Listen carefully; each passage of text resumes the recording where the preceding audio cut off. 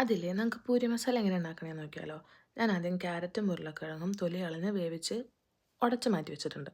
പിന്നെ നമുക്ക് വേണ്ടത് ഈ വെളുത്തുള്ളിയും ഇഞ്ചിയും സവാളയും ചെറുതായിട്ട് അരിഞ്ഞേക്കുന്നതാണ്. അതും എടുത്ത് മാറ്റി വെച്ചതിന് ശേഷം ഞാനൊരു പാൻ എടുത്ത് എണ്ണ ഒഴിച്ചിട്ട് അതിനകത്ത് കടുക് പൊട്ടിച്ച് അതിന് ശേഷം ഞാൻ ഉഴുന്ന് പരിപ്പും പിന്നെ പരിപ്പാണ് ഇട്ടേക്കുന്നത്. അത് നമ്മൾ കഴിക്കുമ്പോൾ ജസ്റ്റ് കടിക്കാൻ പാകത്തിന്. അതിന് ശേഷം നമ്മൾ അരിഞ്ഞ് വെച്ചേക്കുന്നതെല്ലാം ചേർത്ത് പച്ചമുളകും കറിവേപ്പിലയും കൂടി ചേർത്ത് കുറച്ച് ഉപ്പിട്ട് നല്ലപോലെ വഴറ്റിയെടുക്കും. അതിനുശേഷം കുറച്ച് മഞ്ഞൾപ്പൊടിയും മുളക് പൊടിയും ചേർത്ത് നല്ലപോലെ വഴറ്റിയെടുത്ത് ഇത്തിരി വെള്ളം ഒഴിച്ച് ഒന്ന് തിളപ്പിക്കുക. തിളച്ച് വരുമ്പോൾ നമ്മൾ ഈ ഉടച്ച് വെച്ചേക്കുന്നത് ചേർത്ത് അത് നല്ലപോലെ കുറുക്കിയെടുക്കാം. അപ്പോൾ നമ്മുടെ മസാല റെഡി.